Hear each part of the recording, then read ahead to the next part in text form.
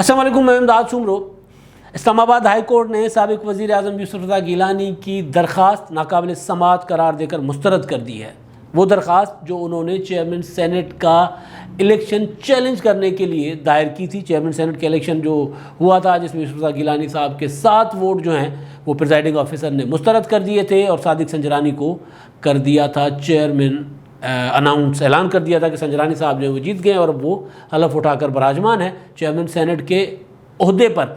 अब ये मामला तो टोटल कानूनी है, यानी मामला है कानूनी, मगर इससे पीडीएम में बढ़ रही है खींचातानी, बढ़ती हुई नज़र आ रही है। पीडीएम में क्या खींचातानी हो रही है, क्या होगा? आज ही पीडीएम में सीज़फायर हुआ है। बिलावल भुट्टो जरदारी और मरीम नवाज़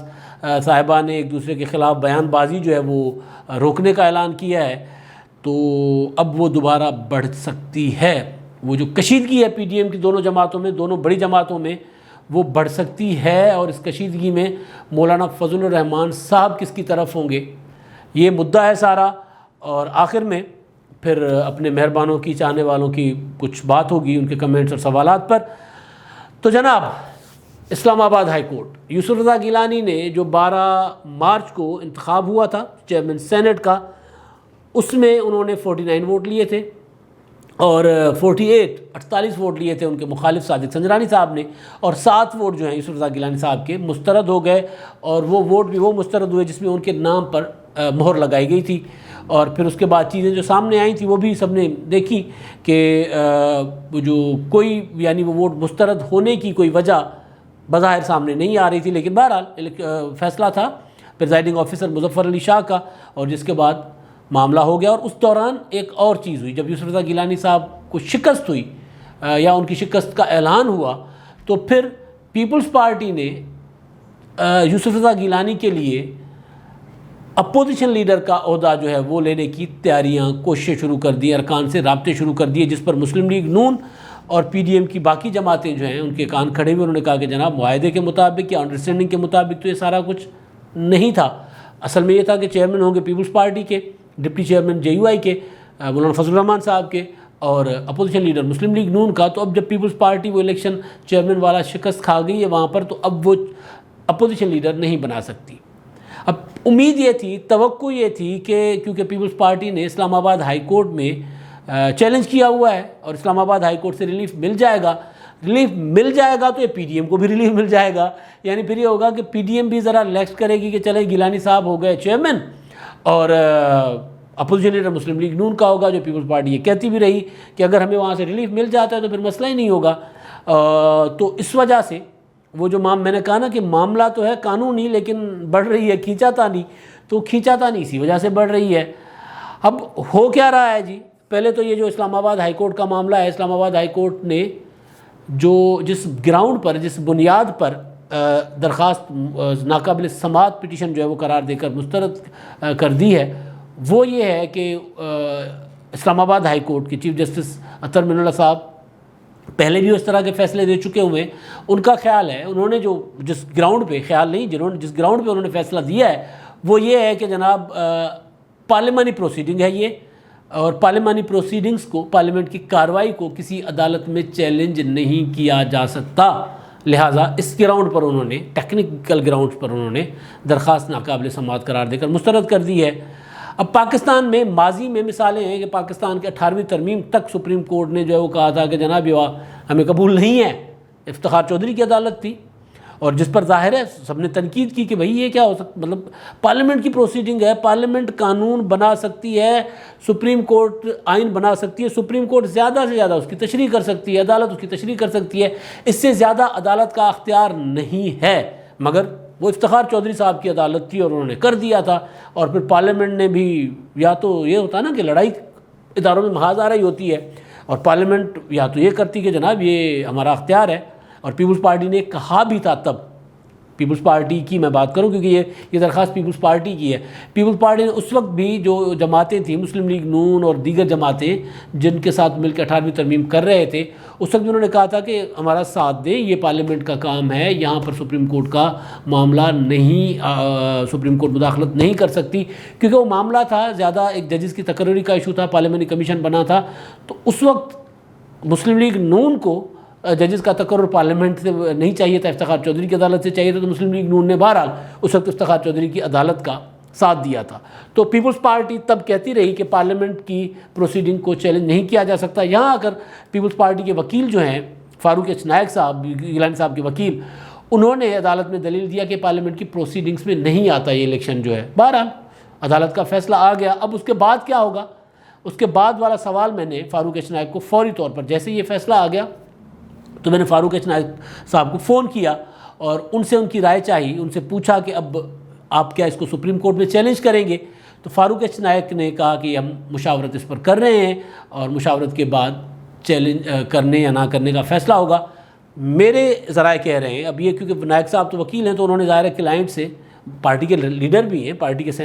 رہنما سینیٹر بھی ہیں، لیکن بہرحال جو وہ بات وہ کریں گے جو ان کے پراپر بطور وکیل، وہ تو وہ بات کریں گے جو فیصلہ ہو چکا ہوگا۔ تو بہرحال میرے ذرائع یہ کہہ رہے ہیں کہ جناب یوسف رضا گیلانی صاحب یا پیپلز پارٹی اس کو سپریم کورٹ میں چیلنج کرے گی، آخری حد تک جائے گی۔ اب وہ آگے کا معاملہ ہے، سپریم کورٹ میں جاتے ہیں نہیں جاتے۔ اب سردرد بڑھ گئی ہے مولانا فضل الرحمان صاحب کی، پی ڈی ایم کی، نواز شریف صاحب کی، آصف زرداری صاحب کی، بلاول بھٹو زرداری کی، مریم نواز کی، سردرد بڑھ گئی، کیونکہ اب اپوزیشن لیڈر والے معاملے پہ پی ڈی ایم ابھی وہ کتنا ایک کوڑ اوپر سے کھجلی۔ ایک تو پی ڈی ایم پہلے ہی بڑی مشکل سے استعفوں والے معاملے پر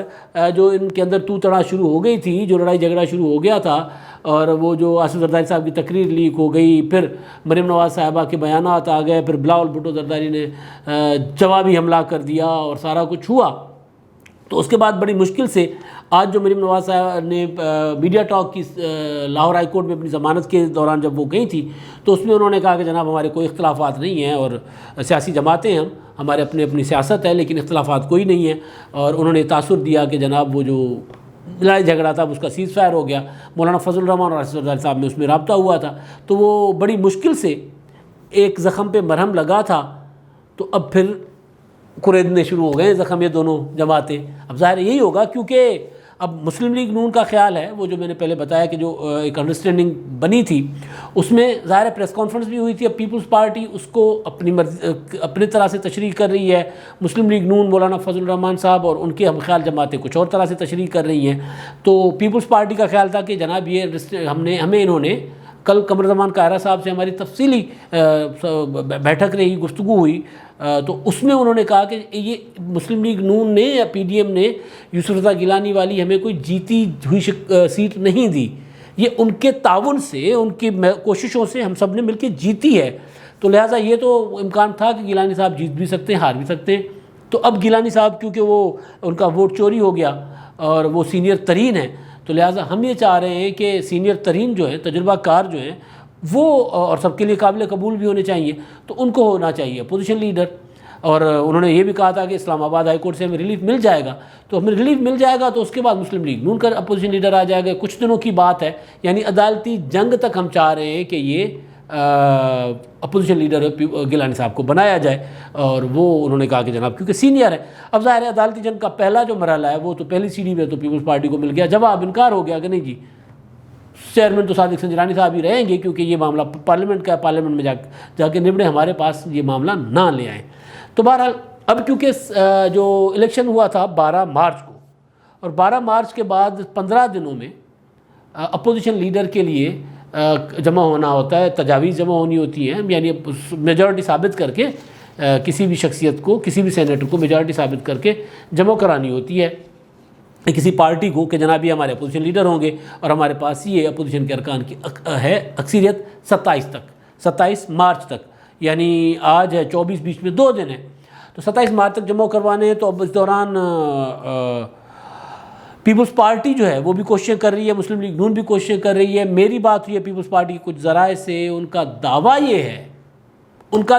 ہے کہ ان کے پاس اب تک 26 ارکان کی، 51 میں سے 26 ارکان کی ان کے پاس حمایت ہے،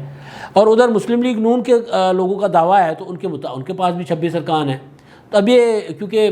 پی ڈی ایم کے 52 ہیں، تو ایک وہ ڈار صاحب جو ہیں باہر بیٹھے ہوئے ہیں، تو جس کا آصف زرداری صاحب نے وہ تانا بھی دیا تھا کہ آپ ہمیں تو کہہ رہے ہیں کہ جناب نکلے سڑکوں پر استعفے دے کر باہر آ جائیں، آپ خود تو ووٹ ڈالنے نہیں آتے، ڈار صاحب تو وہاں بیٹھے ہوئے ہیں، تو ڈار صاحب باہر بیٹھے ہوئے تو ان کا ووٹ تو مائنس ہو جاتا ہے، ویسے بھی ان کی رکنیت میرا خیال ہے معطل ہے۔ تو 51 ارکان ہے اپوزیشن بینچز پر،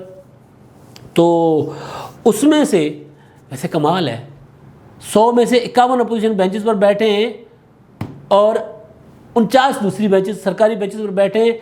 اور چیئرمین سینٹ سرکاری بینچز کا ہے یہ چمتکار، ایسے چمتکار آپ کو پاکستان میں ملیں گے، کرشمے ایسے، ٹھیک ہے، یعنی میجورٹی جو ایوان کی میجورٹی ہے وہ اپوزیشن میں ہے۔ بہرحال یعنی ظاہر ہے سینٹ میں تو اپوزیشن میجورٹی میں بھی ہو تو بھی ٹھیک ہے، لیکن اب وہ جو چیئرمین سینٹ بنے، یعنی جو لوگ ادھر کھلے عام کھڑے ہوئے ہیں کہ ہم ادھر ہیں، انہوں نے جو ووٹ کیا تھا جس کے لیے چیئرمین سینٹ کے لیے، وہ اپوزیشن لیڈر کا عہدے کے لیے لڑ رہے ہیں۔ تو بہرحال پیپلز پارٹی کا دعویٰ یہ ہے کہ جناب ہمارے پاس اپنے 21 پیپلز پارٹی کے اور بی این پی کے 2، اے این پی کے 2 اور جماعت اسلامی کے 1 رکن کی میجورٹی ہمارے پاس ہے، یہ بنتی ہے 26۔ ادھر مسلم لیگ نون کے ساتھ جو بتایا جا رہا ہے ہمیں کہ 17 مسلم لیگ نون کے، 5 جے یو آئی کے مولانا فضل الرحمان صاحب ادھر ہیں، این پی نیشنل پارٹی 2 اور پختونخوا ملی عوامی پارٹی 2، یہ بسنجو صاحب کی نیشنل عوامی پارٹی اور اچکزئی صاحب کی پختونخوا ملی عوامی پارٹی 2، یہ بھی ہوتے ہیں 26۔ اب ظاہر ہے اب ایک آدھے ووٹ کا معاملہ ہے، اور اس میں جو پیپلز پارٹی کا دعویٰ ضرور یہ ہے کہ جو جماعت اسلامی نے ان کو دستخط کر دیے ہیں بلاول بھٹو صاحب کی ملاقات کے بعد، لیکن جماعت اسلامی کے ترجمان ہمارے دوست ہیں کیسر شریف صاحب، انہوں نے ایک پریس ریلیز جاری کی ہے، بیان جاری کیا ہے، جس میں انہوں نے کہا ہے کہ اپوزیشن جماعتوں کو اپوزیشن لیڈر کا معاملہ بیٹھ کر افہام و تفہیم کے ساتھ اتفاق رائے سے حل کرنا چاہیے۔ اب دوسری طرف وہ جو چھوٹی جماعتیں ہیں ان میں پیپلز پارٹی کا دعویٰ اپنی جگہ، لیکن ان میں زیادہ تر جماعتیں یہ چاہ رہی ہیں کہ اس لڑائی میں نہ پڑا جائے۔ ایک جو کمنٹمنٹ ہوئی تھی یا جو مسلم لیگ نون کہہ رہی ہے کہ یا پی ڈی ایم کی پریس کانفرنس بھی ہوئی تھی کہ اپوزیشن لیڈر کس کا ہوگا، چیئرمین سینٹ کس کا ہوگا اور ڈپٹی اپوزیشن کس کا ہوگا، تو اس فارمولہ کے تحت چلا جائے اور یہ عہدہ دیا جائے مسلم لیگ نون کا۔ اب زیادہ امکان یہ ہے، پیپلز پارٹی کا دعویٰ اپنی جگہ، اب زیادہ امکان یہ ہے کہ مولانا فضل الرحمان صاحب تو مسلم لیگ نون کے ساتھ کھڑے ہیں، وہ تو سر عام کھڑے ہیں، وہ کہہ رہے ہیں کہ جناب ایک چیز جو ہوئی ہے، ایک فیصلہ ہوا ہے تو میں اس فیصلے کے ساتھ کھڑا ہوں۔ تو بہرحال دیکھتے ہیں کہ اب ان میں رابطے شروع ہو گئے ہیں، آصف زرداری صاحب اور مولانا صاحب کا بھی رابطہ ہوا ہے، اور اب کیونکہ معاملہ ادھر سے عدالت سے آ گیا، اب عدالت میں سپریم کورٹ میں دوبارہ جائیں گے، اس میں ظاہر وقت لگے گا، کچھ ٹائم لگے گا، ممکن ہے کل کو سپریم کورٹ ریلیف دے دے، وہ اسلام آباد ہائی کورٹ نے نہیں دیا، سپریم کورٹ دے دے، کیونکہ سپریم کورٹ کے اپنے فیصلوں کی پریسیڈنٹ وہ تو موجود ہے نظیر کہ سپریم کورٹ پارلیمنٹ کی ترمیمیں تک واپس بھیج سکتی ہے، وہ اڑایا نہیں تھا انہوں نے، لیکن واپس بھیج دی تھی کہ ہمیں یہ پسند نہیں ہے بھائی، آپ یہ جو حرکت کر رہے ہیں نا کہ ججز کو پارلیمنٹ تعینات کرے گی، ان کا تقرر ججز کا پارلیمنٹ کرے گی، افتخار چودھری صاحب نے کہا تھا یہ ہمیں پسند نہیں ہے، آپ واپس لے لیں، تو سپریم کورٹ میں نظیر موجود ہے، تو ممکن ہے سپریم کورٹ سن لے، اور زیادہ امکان یہ ہے کہ اب ریلیف نہیں ملنا پیپلز پارٹی کو عدالت سے گیلانی صاحب کو، تو ظاہر ہے پھر اس وجہ سے میں نے کہا کہ جو معاملہ قانونی تھا اس کا اثر جو ہے سیاسی اثر وہ پی ڈی ایم کے اس مستقبل پر پڑے گا۔ اب دیکھتے ہیں پی ڈی ایم والے کتنا اس کو سنبھال پاتے ہیں، اور مولانا فضل الرحمان صاحب کا کردار اس میں ہو جاتا ہے امپورٹنٹ۔ اصولی طور پر جو بات ہوئی ہے اس میں مولانا صاحب کہتے ہیں کہ میں اصول کے ساتھ کھڑا ہوں، لیکن بہرحال اب دیکھتے ہیں کہ وہ زرداری صاحب، نواز شریف صاحب پہلے ہی ایک دوسرے کے بالکل آمنے سامنے آ گئے تھے، اب اس معاملے پر کہاں جا کے بات رکتی ہے، اور پیپلز پارٹی کو اس معاملے پہ اب استعفے والا معاملہ اور چیئرمین سینٹ والا معاملہ، اپوزیشن لیڈر والا معاملہ، یہ دونوں یعنی ایک معاملے سے ابھی بڑی مشکل سے نکلے ہیں۔ مولانا فضل الرحمان صاحب نے وہ تحریک عدم اعتماد والا معاملہ دوبارہ چھیڑ کر ذرا جو گرمی تھی وہ ذرا اس میں ٹھنڈ لانے کی کوشش کی ہے انہوں نے، تو بہرحال وہ دیکھتے ہیں کہ اب کیا ہوتا ہے آگے۔ مولانا صاحب کامیاب ہوتے ہیں، پیپلز پارٹی اور مسلم لیگ نون کے درمیان لڑائی بڑھتی ہے، یہ سوال ہے، بہت بڑا سوال ہے، اور فی الحال تو مجھے کھینچاتانی بڑھتی نظر آ رہی ہے، اور 27 کے بعد پھر نیا رخ حالات اختیار کریں گے۔ لیکن ایک چیز پی ڈی ایم نے رہنا ہے، یہ جو ہے نا کہ پی ڈی ایم ٹوٹ جائے گا ایسے نہیں ہوگا، کہیں سیاستدان ہیں نا یہ لڑتے بھی ہیں اور راستہ بھی نکالتے ہیں، تو پی ڈی ایم نے رہنا ہے، اور ابھی تازہ ان کی صلح ہوئی ہے، تو لڑائی جو ہوگی ابھی اندر ہوگی، باہر نہیں ہوگی، جو لگ رہا ہے اندر جو بھی ہوگا طے کر کے اٹھیں گے، بیٹھیں گے اور پھر طے کر کے اٹھیں گے، اور ایک آدھ دن میں ظاہر 2 دن ہے بیچ میں، تو یہ فیصلہ بھی ہو جائے گا۔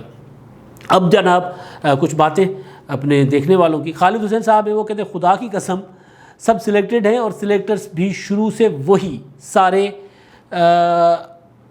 گھر امریکہ کے غلام ایجنٹ ہیں اور بیوقوف عوام ہیں۔ جناب امریکہ ایک طاقتور ہے، ایک حقیقت ہے، ہمارے ہاں مارشلوں کو بھی سپورٹ کرتا رہا ہے امریکہ، اور ہمارے ہاں امریکہ کی مرضی چلتی رہی ہے۔ بات اب ایجنٹ والی بات تو مجھ سے ہضم نہیں ہوتی، لیکن یہ ضرور ہے کہ اثر تو ان کا ہوتا ہے بھائی، وہ چاہتے ہیں کہ یہ حکومت آئے گی تو آئے گی، وہ چاہتے ہیں یہ حکومت نہیں آئے گی تو نہیں آئے گی۔ ہمارے جیسے ملک جو IMF وغیرہ سے لیتے ہیں قرضے اور بہت سے اور معاملات میں ہم پراکسیز میں جاتے ہیں تو پھر یہی ہوتا ہے، پھر ہم نے ظاہر بھگتنا تو پڑتا ہے۔ اور